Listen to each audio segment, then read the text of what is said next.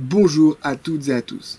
Oui, je sais, ça fait longtemps que j'ai pas fait de vidéo, mais j'ai une excellente excuse. Le silence s'est installé dans la résidence où près de 150 personnes ont été évacuées. Survenu il y a tout juste une semaine et l'évacuation totale et complète de leur appartement. On a prévenu les personnes qui étaient encore chez eux de sortir, d'évacuer. Et puis voilà, on n'a pas de voiture, pas d'habits, on ne sait pas comment on va faire. Un mois après l'effondrement de la route dans ce lotissement, les habitants n'ont toujours pas pu réintégrer leur logement. Donc vous l'avez vu, il y a eu un glissement de terrain dans la propriété à côté de la résidence dans laquelle j'habitais. Ce glissement de terrain a emporté la route, tout simplement. Et du coup, on a été évacué, on n'avait plus du tout accès à notre appartement. Et donc, j'avais pas accès ni à mon studio, ni à mon matos pendant longtemps. Donc, je n'ai pas pu faire de vidéo, voilà. Mais j'ai décidé de revenir en force avec une vidéo sur un sujet énorme. J'ai nommé la Trinité. Alors, j'ai déjà fait au moins 2 vidéos dans lesquelles j'aborde les questions concernant la Trinité. Dans une première vidéo, j'ai abordé la question sur Matthieu chapitre 28 et cette fameuse phrase « Vous les baptiserez au nom du Père, du Fils et du Saint-Esprit ». Et donc j'ai démonté l'argument anti-trinitaire classique de dire que cette partie-là de Matthieu est un ajout, et j'ai montré aussi pourquoi est-ce que il y avait écrit ça dans l'évangile de Matthieu, alors que dans l'Acte des Apôtres, par exemple, on baptise systématiquement au nom de Christ seulement. Donc si ça vous intéresse, vous pouvez aller voir la vidéo. Dans une deuxième vidéo, cette fois-ci qui traitait spécifiquement du sujet de la Trinité, j'ai essayé de donner mon avis, ou plutôt, disons, de ne pas donner mon avis. Il y a plein de gens qui n'ont pas vraiment compris en fait ce que j'ai essayé de dire dans cette vidéo, mais ce que moi j'ai essayé de dire, c'est que pour moi, je pouvais pas me positionner sur la question de la Trinité pour tout un tas de raisons. Moi en fait, je me positionne ni pour ni contre la Trinité, c'est ça qu'il faut comprendre. Il faut bien prendre en compte que c'est un débat qui dure depuis 2000 ans, depuis au moins le début du christianisme. Donc, comment est-ce que moi, je vais prétendre, avec mes petites vidéos YouTube, résoudre ce conflit qui a engagé des théologiens de tous les courants du christianisme pendant des siècles? Que ceux qui croient que la Trinité c'est simple à comprendre ou que la Trinité c'est un truc du diable qu'il faut rejeter, se rendent bien compte qu'il faudra un petit peu plus d'humilité dans le débat sur cette question-là. Et c'était ça que j'essayais de démontrer dans ma première vidéo, que vous pouvez aller voir. Donc moi, je considère que cette vidéo-là que je suis en train de faire sur la Trinité ne va pas résoudre le débat, ne va pas résoudre de savoir s'il faut être pro ou s'il faut être contre, ou si tu dois être pro ou si tu dois être contre. Pourquoi? Parce que je considère que dans la Bible, il y a des versets bibliques qui sont aussi forts pour défendre la position de la Trinité que pour défendre la position anti-trinitaire. Pour moi, des deux côtés, il y a des arguments qui sont béton. Et c'est de ça dont je voudrais parler dans cette vidéo. C'est-à-dire que j'aimerais bien dans cette vidéo te présenter premièrement les arguments pro-trinitaires, c'est-à-dire quels sont les versets dans la Bible qui nous laissent penser qu'il y a effectivement la Trinité, que c'est une doctrine biblique, mais ensuite te présenter aussi les arguments anti-trinitaires, c'est-à-dire regarder les arguments, les versets bibliques qui remettent fortement en question justement la position trinitaire classique. Et enfin, pour essayer quand même de résoudre cette tension et pas juste laisser là avec ses pros et ses contre, je vais te partager avec toi ma conception de la chose, de la nature de Dieu, et comment est-ce que moi j'arrive à résoudre cette tension. Alors avant de commencer et avant de terminer cette introduction, il faut que je fasse un petit moment de définition. T'en fais pas, je vais pas rentrer dans les définitions théologiques trop complexes. Mais l'idée est la suivante. La Trinité, c'est-à-dire qu'il n'y a qu'un seul Dieu en 3 personnes, que ces 3 personnes sont égales et coéternelles. Je rentre pas dans le détail. Mais donc pour prouver que la Trinité est une doctrine biblique, il va falloir démontrer que le Père, le Fils et le Saint-Esprit sont égaux entre eux. Et de fait, pour prouver cela, il faut prouver que le Saint-Esprit est une personne de la même manière que le Père et le Fils sont une personne eux aussi. Maintenant, lorsque l'on parle d'anti-trinitaire, il y a 2 niveaux à bien comprendre. Lorsqu'on parle d'anti-trinitaire, on parle souvent d'arianisme et de semi-arianisme. Pourquoi? Parce qu'en fait, il y a ceux qui considèrent que le Père et le Fils sont égaux et font partie de la divinité, mais pas le Saint-Esprit. Le Saint-Esprit n'est pas une personne, le Saint-Esprit n'est pas Dieu, il n'est qu'une émanation du Père et du Fils. Ça, c'est ce qu'on appelle les semi-ariens. Oui, alors non, rien à voir avec ces ariens-là, hein. Et maintenant, il y a les ariens tout court.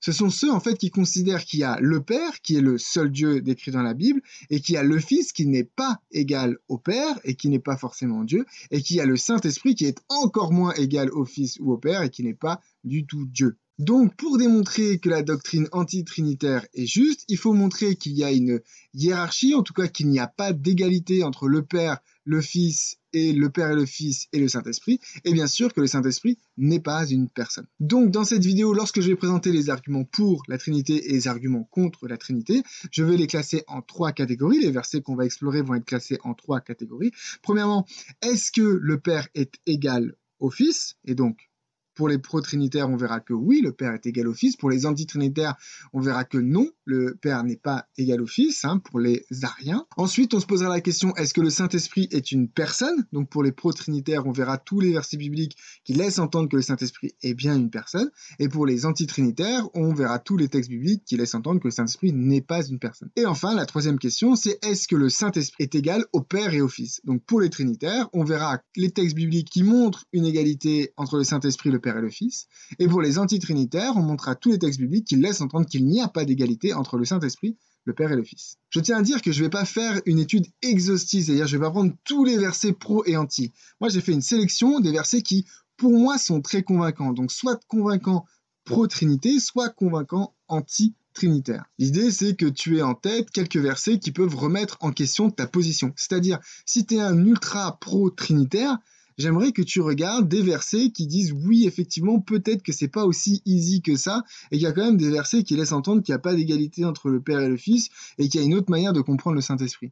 Maintenant, si tu es un anti-trinitaire ultra, s'il te plaît, calme-toi dans les commentaires, tu peux écrire, mais ne me fais pas des copier-coller de fou. Quoique, ça aide pour l'algorithme. Donc si tu es un anti-trinitaire ultra, j'aimerais que tu prennes conscience de certains textes qui, quand même, font vachement réfléchir et qui relativisent cet anti-trinitarisme. Allez, c'est parti. On va commencer par les arguments pro-trinité. Donc première question, est-ce que la Bible parle d'une égalité entre le Père et le Fils? Le premier verset, qui pour moi est assez impressionnant, se trouve dans Jean, chapitre 14, au verset 9. Ce verset dit la chose suivante, « Il y a si longtemps que je suis avec vous et tu ne m'as pas connu, Philippe. Celui qui m'a vu a vu le Père. Comment dis-tu? Montre-nous le Père. » Donc ce passage, c'est un dialogue qui a lieu entre Jésus et plusieurs de ses disciples. Et à un moment donné, il y a un dialogue entre Jésus et le disciple Philippe. Et Philippe dit « Montre-nous le Père », alors que Jésus est en train de parler justement du Père. Et là, on a l'impression presque une forme d'agacement, ou en tout cas une réponse assez sèche de la part de Jésus à Philippe en lui disant « Non mais attends, de quoi tu me parles? Tu me vois moi, donc tu vois le Père. » Et donc là, quelque part, Jésus s'associe directement au Père, voire il dit qu'il est le Père. Mais en tout cas, dans ce verset-là, on voit qu'il y a une forme d'égalité entre le Père et le Fils. Pour Jésus, ce qu'il essaye d'enseigner à ce moment-là à Philippe, c'est qu'en le voyant lui, il voit le Père. Donc il y a une égalité, ils sont sur le même pied d'égalité. Et pour moi, ce verset, il est assez fort, il est assez puissant, parce que c'est une parole de Jésus lui-même, où lui-même s'identifie au Père. Deuxième verset que j'aime bien se trouve dans Romains, chapitre 8, verset 9, et il dit ceci. « Pour vous, vous ne vivez pas selon la chair, mais selon l'esprit. Si du moins, l'esprit de Dieu habite en vous. Si quelqu'un n'a pas l'esprit de Christ, il ne lui appartient pas. » Ici, dans ce passage de Romains, chapitre 8, on voit que Paul, à ce moment-là, il va faire une espèce de parallélisme. Il va dire que l'esprit de Dieu doit habiter en nous, et après, il dit que si quelqu'un n'a pas l'esprit de Christ, il ne lui appartient pas. Et donc, on voit une forme de parallèle que esprit de Dieu dans cette phrase-là est égal à esprit de Christ dans la phrase d'en dessous. Donc, Dieu et Christ sont égaux dans ce verset-là. Enfin, un dernier passage, c'est dans Philippiens chapitre 2, versets 5 à 6. Il est dit « Ayez en vous les sentiments qui étaient en Jésus-Christ, lequel existait en forme de Dieu, n'a pas regardé comme une proie arrachée d'être égal à Dieu. » Donc là, vous voyez, il y a carrément ce mot-là qui est lâché, le fait d'être égal à Dieu. Et donc ce verset-là, qui est peut-être un petit peu compliqué, mais qu'il faut relire plusieurs fois et que je vous invite à relire, on nous parle de Jésus-Christ qui nous dit que justement, il n'a pas regardé comme une proie arrachée d'être égal à Dieu. Ça veut dire que du fait qu'il était égal à Dieu, il n'a pas vu ça comme quelque chose qu'il fallait absolument pas sacrifier. Il a accepté de sacrifier ça pour venir sur terre. Donc, ce texte-là insiste très fortement sur l'égalité entre le Père et le Fils. Donc, quelque part, si tu es un arien, si tu remets complètement en question la divinité du Christ, ce verset-là, il est quand même assez difficile parce qu'il y a le mot « égal » à Dieu. Et il est même dit que Jésus-Christ existait en forme de Dieu. Alors il y a plein de débats sur cette expression-là, en forme de Dieu, mais du coup il y a vraiment la divinité de Christ ici qui est affirmée, et cette divinité est sur le pied d'égalité avec le Père. Donc voilà, pour moi, ça c'est 3 versets qui sont très forts. Quand Jésus dit qu'il est le Père, quand Paul dit que l'Esprit de Dieu et l'Esprit de Christ c'est la même chose, et quand Paul de nouveau dit que Jésus était égal à Dieu, c'est 3 versets qui me font dire quand même c'est difficile de contredire qu'il y a une égalité entre le Père et le Fils. Maintenant, la question suivante, c'est de savoir est-ce que le Saint-Esprit est une personne? Alors moi, je m'attarde pas sur les arguments de savoir quelles sont les caractéristiques d'une personne, les définitions d'une personne, parce que ça, c'est un peu anachronique, je trouve, c'est assez complexe, on rentre dans de la philosophie et plus tellement de la Bible. Mais moi, j'aimerais explorer quand même 5 passages bibliques qui laissent clairement entendre que le Saint-Esprit est une personne autonome, indépendante et qui fait des choses par elle-même.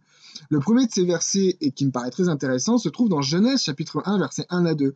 Il est dit « Au commencement, Dieu créa les cieux et la terre était informe et vide, il y avait des ténèbres à la surface de l'abîme, et l'Esprit de Dieu se mouvait au-dessus des eaux. » Donc ici, on a l'Esprit qui se déplace, il y a vraiment une notion de déplacement. C'est assez difficile de dire que non, là, ici, l'Esprit, c'est une puissance, c'est quelque chose, parce qu'il est dit « il se mouvait au-dessus ». Donc on utilise un même verbe qu'on utiliserait pour quelqu'un qui va se déplacer d'un point A à un point B.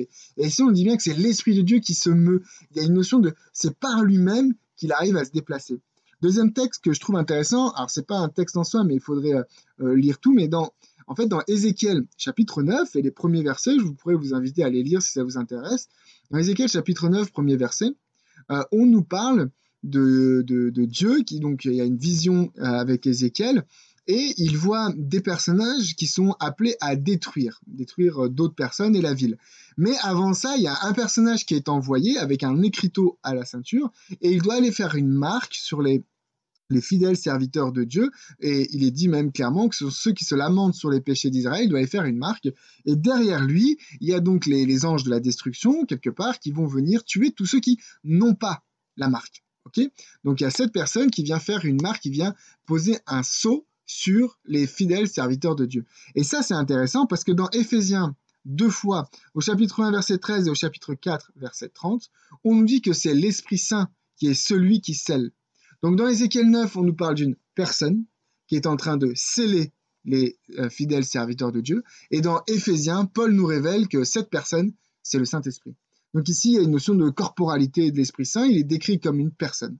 Le troisième texte que je trouve intéressant est toujours dans Ézéchiel chapitre 39, verset 9. Il est dit « Prophétise, fils de l'homme, et dis à l'Esprit ». Donc ici, il est question d'Ézéchiel qui s'adresse à l'Esprit comme on s'adresse à une personne. Parce que ça, c'est un argument qui revient souvent chez les antitrinitaires. Ils disent que dans la Bible, jamais on s'adresse à l'Esprit.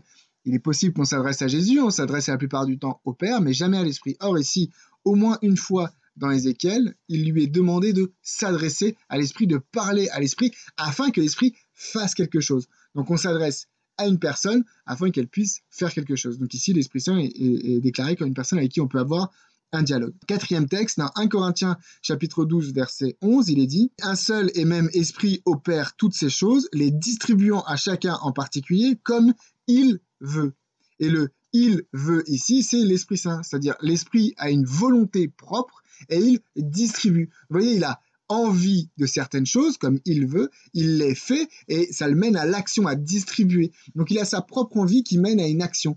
Donc on est loin d'une espèce de puissance ou d'un objet ou de quelque chose qui ne serait pas une personne. Au contraire, là on pense vraiment à quelqu'un qui est en mesure de décider par lui-même et d'agir ensuite. Dernier texte que j'aime bien, c'est dans Matthieu chapitre 3, verset 16.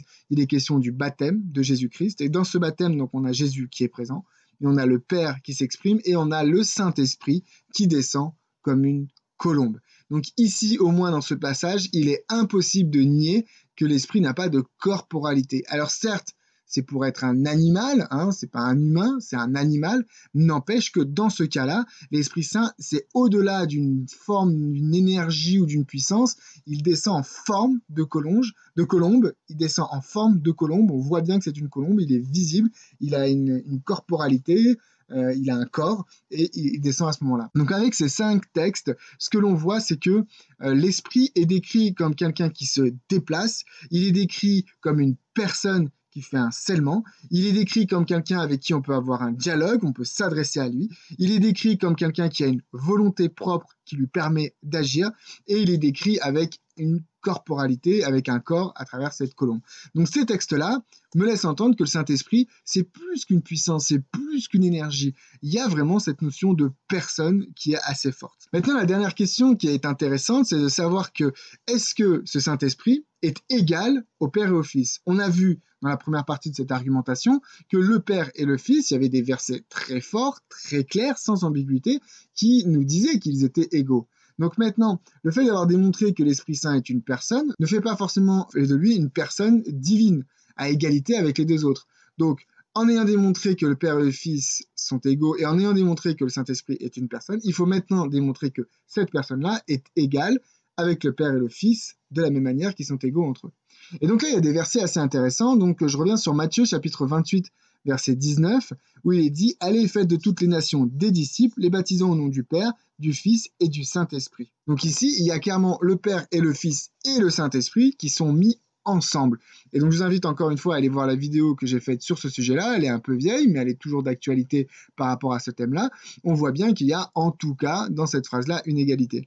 Et il y a plusieurs autres fois où les trois, le Père, le Fils et le Saint-Esprit, vont apparaître à égalité. On l'a déjà cité dans le baptême de Jésus, dans Matthieu chapitre 3, verset 16, mais aussi dans Actes chapitre 7, verset 55, où on nous dit que Étienne est rempli de l'Esprit et qu'il voit le Père et le Fils. Donc l'Esprit lui permet de voir le Père et le Fils. Donc on a bien l'Esprit, le Père et le Fils qui sont à égalité à ce moment-là. Dans Romains chapitre 15, verset 30, Paul dit « Je vous exhorte, frères, par notre Seigneur Jésus-Christ et par l'amour de l'Esprit, à combattre avec moi en adressant à Dieu des prières en ma faveur. » Donc ici, on a bien de nouveau Jésus-Christ, l'Esprit et Dieu dans la dernière exhortation de Paul, dans son épître aux Romains. Dans 2 Corinthiens chapitre 13 verset 14, Paul dit que la grâce du Seigneur Jésus-Christ, l'amour de Dieu et la communication du Saint-Esprit soient avec vous tous. Donc encore une fois, dans une de ses conclusions de ses lettres, Paul associe le Père, le Fils et l'Esprit ensemble.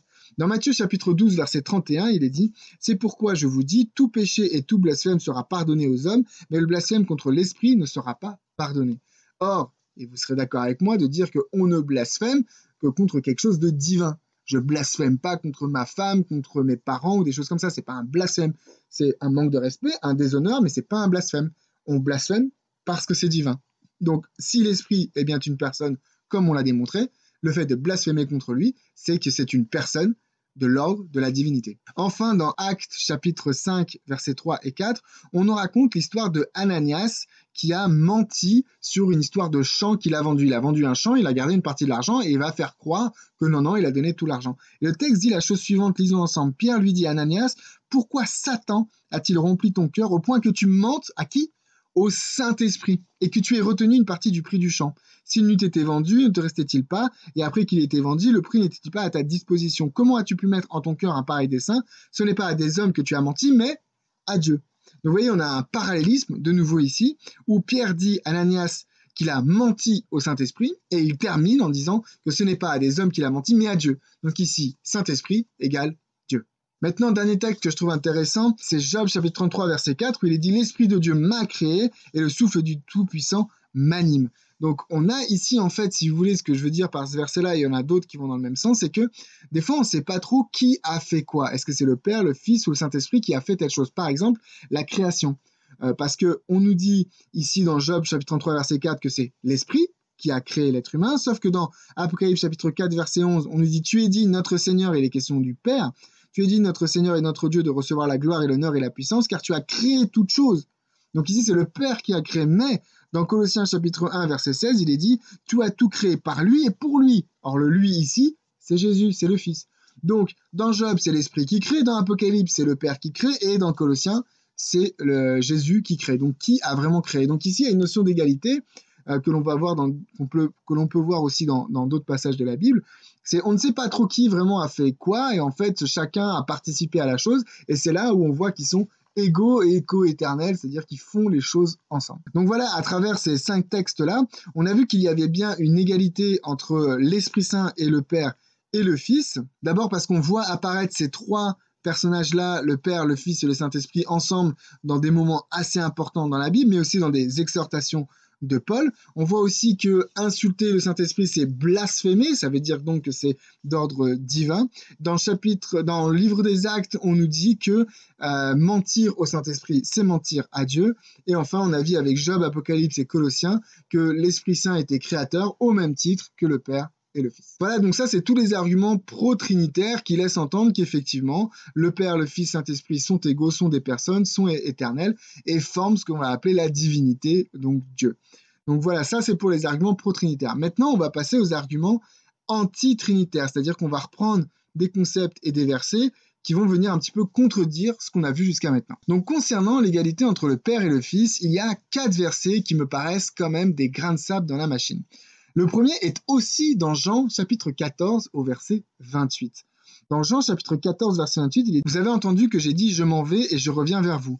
Si vous m'aimez, vous vous réjouirez de ce que je vais au Père, car le Père est plus grand que moi. » Donc vous voyez ici dans ce texte-là, il n'y a pas d'égalité, il y a une hiérarchie. Il y a le Père et il y a le Fils. Il dit que le Père est plus grand que moi, et là, de nouveau, c'est Jésus qui parle. Un deuxième texte intéressant se trouve dans 1 Corinthiens 15, versets 27 à 28, où Paul dit « Dieu en effet a tout mis sous ses pieds », c'est les pieds de Jésus, « Dieu en effet a tout mis sous ses pieds, mais lorsqu'il a dit que tout lui était soumis, il est évident que celui qui lui a soumis toute chose est excepté. Et lorsque toutes choses lui auront été soumises à Jésus, alors le Fils lui-même sera soumis à celui qui lui a soumis toute chose, afin que Dieu soit tout en tous. » Donc là, ce texte, il est quand même assez perturbant. Il vient vraiment mettre un coup d'épée dans la doctrine de la Trinité. Ici, Paul dit clairement que si Jésus-Christ, finalement, a pendant un temps une forme d'égalité avec le Père parce que les choses lui sont soumises, c'est seulement temporaire, parce qu'à un moment donné, lui-même sera soumis. Donc encore une fois, comme dans le verset qu'on a vu précédemment, il y a le Père et il y a le Fils. Peut-être que pour l'instant, on a l'impression que les deux sont à égalité, mais à un moment donné, le Fils redeviendra le Père. D'ailleurs, vous notez que cette expression du Père et du Fils donne aussi une notion de filiation de l'un supérieur à l'autre, ou en tout cas de l'un au-dessus de l'autre, qui a la autorité sur l'autre. Un troisième passage se trouve cette fois-ci dans Matthieu chapitre 24, verset 36, et il est très connu, où il est dit « Pour ce qui est du jour et de l'heure, personne ne le sait, ni les anges des cieux, ni le Fils, mais le Père seul. » Ici, on a l'impression que ceux qui sont égaux dans cette connaissance, c'est les anges et Jésus-Christ, mais le Père, lui, est au-dessus puisqu'il a une connaissance supérieure. Donc le Père a quelque chose de supérieur à Jésus-Christ dans ce passage-là. Et enfin, dans 1 Corinthiens chapitre 8, verset 6, il est dit « Néanmoins pour nous, il n'y a qu'un seul Dieu, le Père, de qui viennent toutes les choses et pour qui nous sommes, et un seul Seigneur, Jésus-Christ, par qui sont toutes choses et par qui nous sommes. » Alors déjà ici, je peux avancer un petit peu, on ne nous parle pas de l'Esprit. Vous voyez, quand on nous parle de Dieu et de Seigneur, il n'y a pas l'Esprit qui apparaît. Et ensuite, il y a une distinction entre Dieu et Seigneur. C'est-à-dire, le Père, il est Dieu, mais Jésus-Christ, il est Seigneur.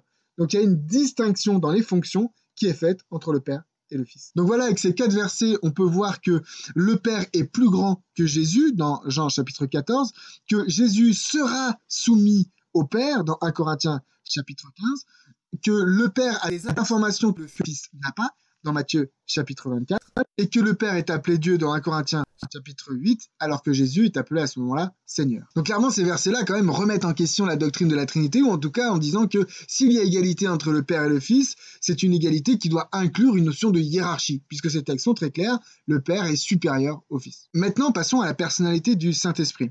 Alors déjà, je ne vais pas vous lire tous les textes, mais vous le savez si vous êtes des lecteurs assidus de la Bible, l'Esprit Saint est souvent comparé à des choses, à des objets, même à des choses qui sont immatérielles. Par exemple, dans Jean chapitre 3, on nous parle de l'Esprit comme du vent. Dans plusieurs chapitres de Jean, on nous parle de l'Esprit comme de l'eau qui coule ou des sources. Dans Actes chapitre 2, l'Esprit Saint est comparé à du feu qui descend. Vous voyez, ça, ce sont des choses, ce ne sont pas des personnes. Ensuite, on nous dit qu'on est rempli d'Esprit Saint. Donc là, on compare l'Esprit Saint à quelque chose qui peut nous remplir. Cette expression même de rempli de l'Esprit Saint, on n'est pas rempli d'une personne. Donc c'est un petit peu bizarre de dire que c'est une personne. Ensuite, l'Esprit Saint est donné comme un don. On parle de l'Esprit Saint comme d'un don. Par exemple, dans Actes chapitre 2, verset 38, Pierre dit que Jésus donne le Saint-Esprit. L'Esprit Saint est un don. C'est comme un cadeau. Donc, encore une fois, c'est un objet. Et puis, enfin, lorsqu'on utilise l'expression « Esprit de Dieu », en fait, on pourrait considérer que c'est juste une autre manière de dire Dieu. Par exemple, si moi, je fais un marathon, à la fin, je vais dire « Ah, mes genoux, ils en peuvent plus, ils sont fatigués. » mes genoux, ils sont pas fatigués. C'est pas mes genoux qui sont fatigués, c'est moi. Mais quelque part, mes genoux personnifient qui je suis. Je vais utiliser les genoux en leur faisant vivre une émotion, un sentiment, la fatigue, alors que c'est moi tout entier qui suis fatigué. De la même manière, vous pourriez relire tous les textes où il est question de l'Esprit de Dieu et comprendre qu'en fait ici, c'est juste une autre manière de dire que c'est Dieu lui-même. Peut-être dans une fonction particulière, dans une action spécifique, mais ce serait juste une autre manière de dire Dieu lui-même. Donc la personnalité du Saint-Esprit, elle peut être vachement relativisée par le fait qu'elle est souvent comparée à un objet, que l'on dit qu'on est rempli du Saint-Esprit, et qu'elle est donnée comme un don, comme un cadeau.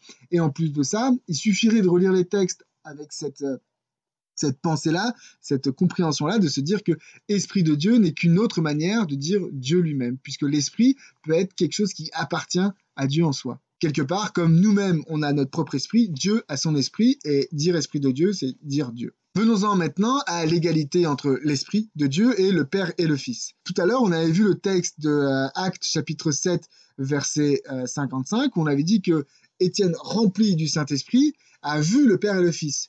Ben là, une critique qui pourrait être faite, c'est qu'il est rempli du Saint-Esprit, il voit le Père et le Fils, mais pas le Saint-Esprit. C'est-à-dire que le Père et le Fils sont d'un côté, et le Saint-Esprit est d'un autre côté. Il n'est pas égaux à ce moment-là avec les deux autres. Dans Jean chapitre 16, cette fois-ci au verset 13, il est dit « Quand le Consolateur sera venu, l'Esprit de vérité, il vous conduira dans toute la vérité, car il ne parlera pas de lui-même, mais il dira tout ce qu'il aura entendu, et il vous annoncera les choses à venir. » Ici, il est dit « Il ne parlera pas de lui-même ». Autant dans les arguments trinitaires, on avait vu que l'Esprit Saint pouvait avoir une volonté qui lui est propre. Ici, il est question qu'il ne peut pas faire les choses par lui-même. Il dépend justement du Père et du Fils pour pouvoir faire les choses.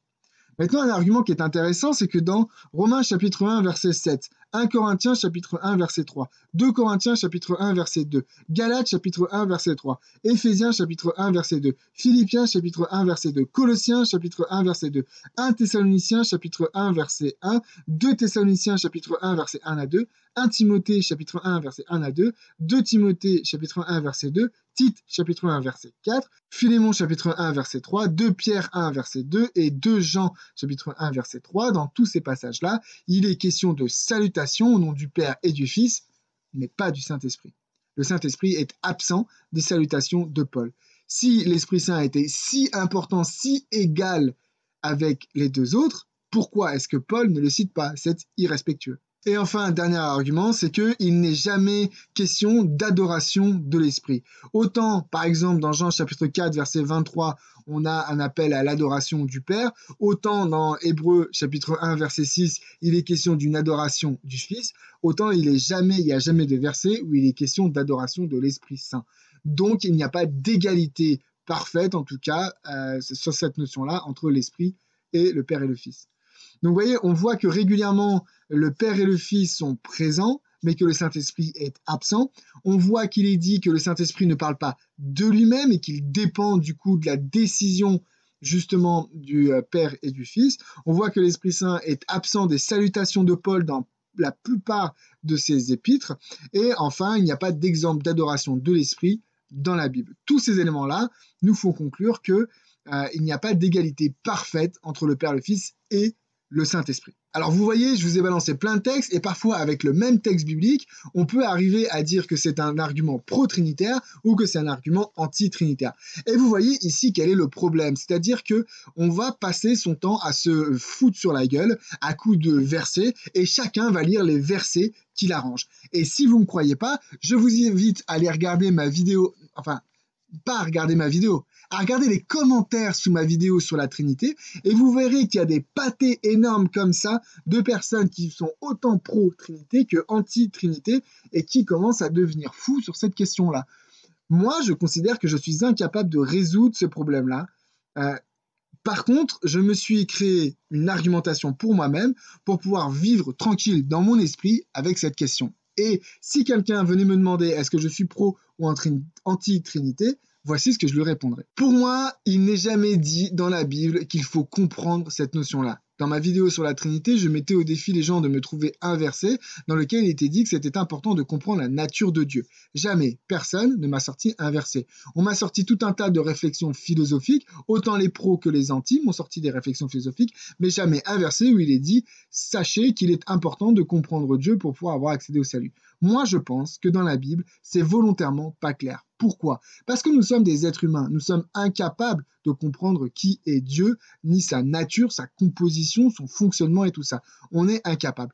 On a dans la Bible des éléments qui vont nous décrire qui est Dieu et surtout des éléments qui vont nous décrire notre rapport avec Dieu, avec la louange, la prière, l'étude de la parole, la mission, l'évangélisation, les lois, tout un tas de choses comme ça dans notre rapport à Dieu, notre rapport à sa création et à son action. Oui, ça, on a plein de détails, mais dans sa compréhension et la connaissance de qui il est vraiment en soi, non, moi, je pense que j'ai toujours pas de versets qui sont arrivés. Et du coup, pour moi, je m'en sors avec ce que j'appelle la théorie des personnages. C'est-à-dire que pour moi, la Bible est une œuvre littéraire et que dans cette œuvre littéraire, il y a des personnages. Attends, pose la pierre que tu voulais me lancer dessus, je vais m'expliquer. Qu'est-ce que j'entends lorsque je dis que la Bible est une œuvre littéraire? Il est évident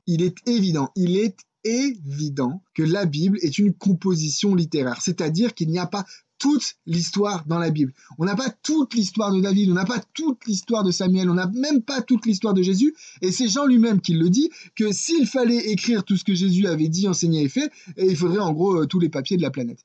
Donc on n'a pas toute l'histoire, on a une sélection de l'histoire.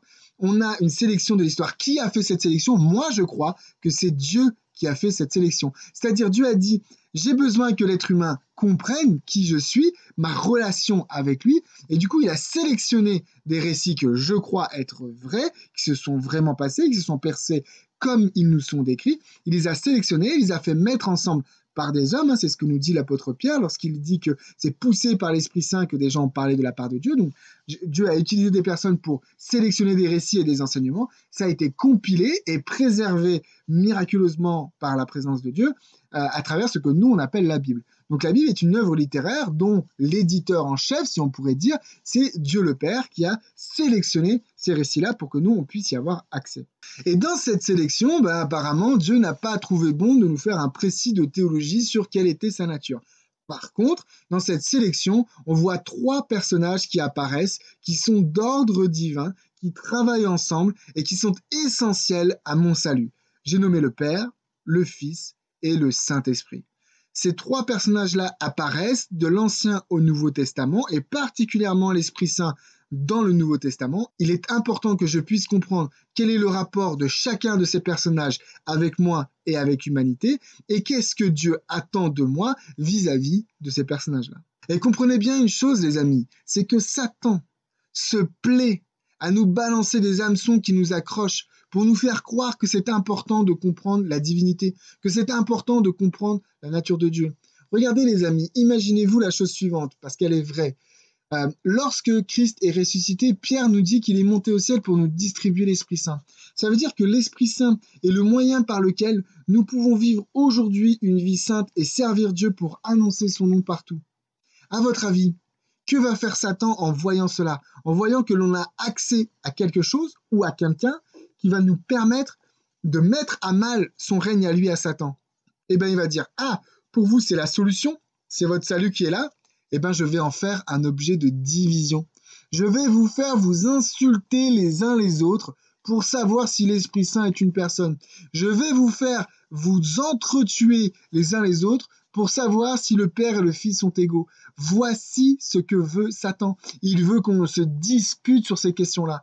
Reprenez mon raisonnement. Nous avons 3 personnages, le Père, le Fils et le Saint-Esprit. Ils sont d'ordre divin. Je suis incapable de comprendre la relation précise entre ces personnages-là. Je suis incapable de te dire de quelle matière ils sont faits, ou si même ils sont faits de matière, et s'ils sont faits de la même matière les uns les autres. Je suis incapable de savoir si c'est une personne qui se révèle à travers 3 personnages, si c'est 3 personnes et donc 3 dieux qui agissent différemment. Je suis incapable de te le dire. Tout ce que je peux te dire, c'est que je dois être en relation avec le Père, le Fils et le Saint-Esprit, car ce sont les 3 personnages qui sont dans la parole. Et si vous voulez, on peut faire des vidéos sur qui est le Père dans la Bible, qui est le Fils dans la Bible, qui est le Saint-Esprit dans la Bible. Mais pour ça, j'aimerais t'inviter, si tu as envie, à aller voir la chaîne de mon ami Samuel Cunha, qui s'appelle Shift FR, où il a fait une série qui s'appelle Steps. Et dans cette série, il parle justement de la Trinité, du Père, du Fils et du Saint-Esprit. Tu peux aller voir dans cette série, pour chacun de ces personnages,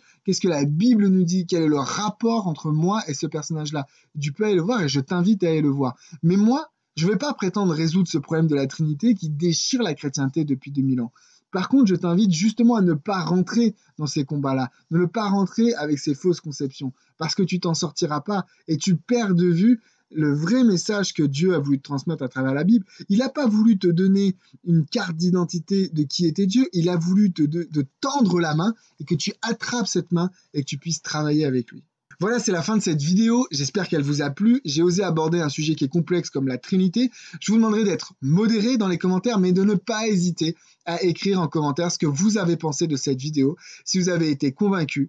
Je peux vous inviter aussi à partager des versets à votre tour, pro ou anti-trinitaire, non pas pour nous assommer les uns les autres avec, mais pour nous faire prendre conscience que la Bible sur ce sujet-là, c'est complexe, mais aussi très riche, avec beaucoup de choses qui peuvent nous faire réfléchir. Comme d'habitude, un like, le pouce bleu pour soutenir. Vous pouvez vous abonner si vous ne l'êtes pas encore. Ça fait longtemps que j'ai pas fait de vidéo, mais j'ai déjà plusieurs vidéos qui sont écrites et les vidéos vont continuer à un rythme plus régulier. Je vous invite aussi à me suivre pour ceux qui sont intéressés par mon message, à venir sur Instagram pour me suivre. Sur Instagram, je fais des vidéos un petit peu plus exhortatives, un petit peu plus pastorales.